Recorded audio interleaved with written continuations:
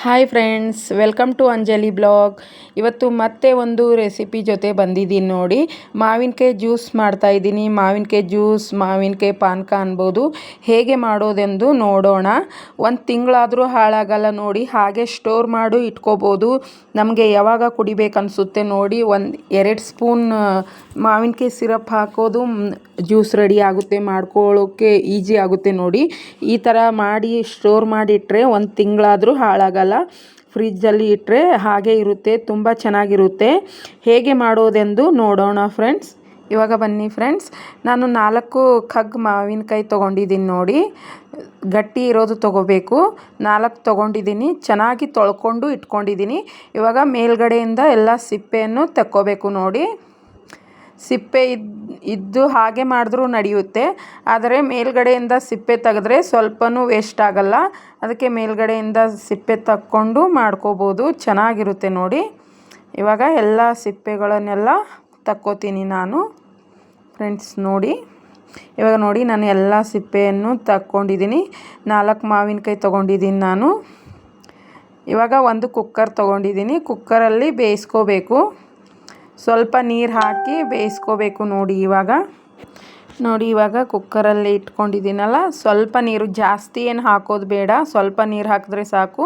ಇವಾಗ ಕುಕ್ಕರ್ ಮುಚ್ಚಳ ಮುಚ್ಕೊಂಡು 6 ಸೀಟಿ ಆಗಬೇಕು ನೋಡಿ. 5 ಸೀಟಿ ಹೊಡೆದ ಮೇಲೆ ತಕ್ಕೋಬೇಕು.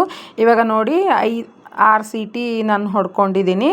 6 ಸೀಟಿ ಆದಮೇಲೆ ಇವಾಗ ಚೆನ್ನಾಗಿ ಬೆಂದಿದೆ ನೋಡಿ. ಮಾವಿನಕಾಯಿ ಚೆನ್ನಾಗಿ ಬೆಂದಿದೆ ನೋಡಿ. ಇವಾಗ ನಿಮಗೆ ತೋರಿಸ್ತಾ ಇದ್ದೀನಿ ನೋಡಿ. ಈ ಥರ ಚೆನ್ನಾಗಿ ಬೆಂದಿದೆ. ಇವಾಗ ಮಾವಿನಕಾಯಿ ಒಂದು ತಾಟಲ್ಲಿ ತಕ್ಕೋತೀನಿ. ಇವಾಗ ನೋಡಿ, ಮಾವಿನಕಾಯಿ ಮಾತ್ರ ತಕ್ಕೋಬೇಕು. ನೀರೇನು ಬೇಡ, ನಮಗೆ ನೀರೇನು ಅವಶ್ಯಕತೆ ಇಲ್ಲ. ಹಾಗೆ ಮಾವಿನಕಾಯಿ ಇಷ್ಟು ತೆಗೆದ್ರೆ ಸಾಕು ನೋಡಿ. ಇವಾಗ ನೋಡಿ, ನಾನು 4 ಮಾವಿನಕಾಯಿ ತೊಗೊಂಡಿದ್ದೀನಲ್ಲ, ಇದರಿಂದನೇ ತುಂಬ ಜಾಸ್ತಿ ಆಗುತ್ತೆ ನೋಡಿ ಜ್ಯೂಸು. ಇವಾಗ ಇದು ಸ್ವಲ್ಪ ತಣ್ಣಗಾಗಲು ಬಿಡೋಣ. ತಣ್ಣಗಾದ್ಮೇಲೆ ಎಲ್ಲ ಅದು ಒಳಗಡೆ ಇರುತ್ತಲ್ಲ ಟೀಪ, ನಮ್ಮ ಕಡೆ ಟೀಪ ಅಂತಾರೆ, ಅದು ಎಲ್ಲ ತಕ್ಕೋಬೇಕು.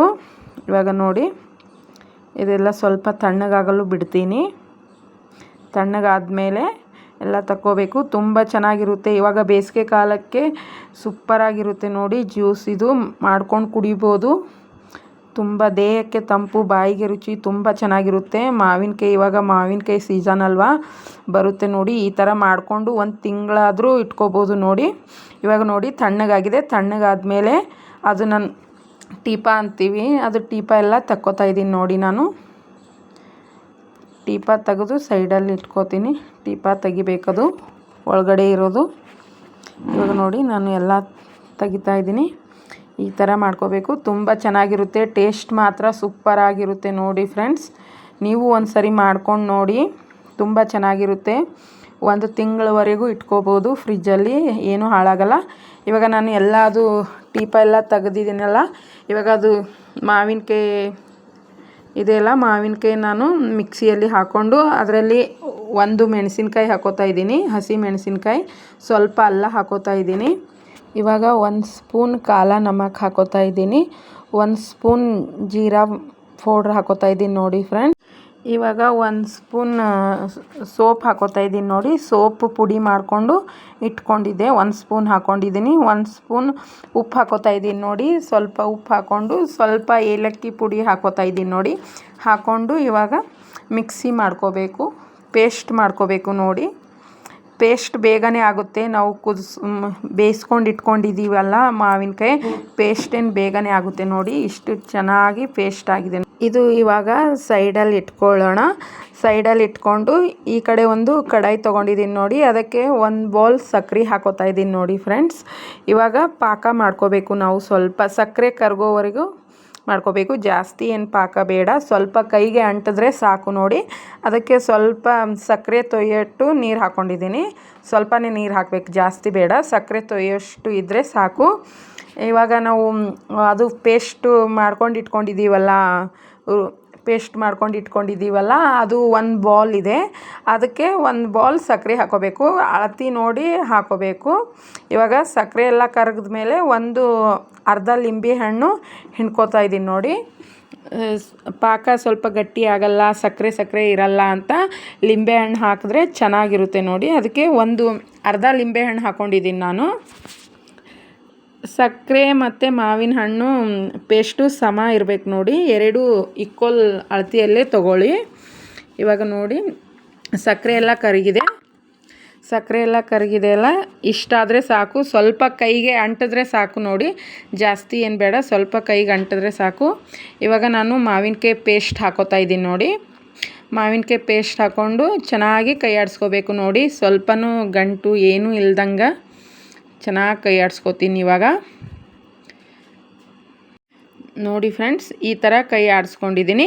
ಒಂದು 5 ನಿಮಿಷ ಕುದ್ರೆ ಸಾಕು, ಜಾಸ್ತಿ ಏನು ಕುದಿಯೋ ಅವಶ್ಯಕತೆ ಇಲ್ಲ. 5 ನಿಮಿಷ ಆದರೆ ಸಾಕು ನೋಡಿ. ಇವಾಗ ನೋಡಿ 5 ನಿಮಿಷ ಆಗ್ತಾ ಬಂದಿದೆ ನೋಡಿ.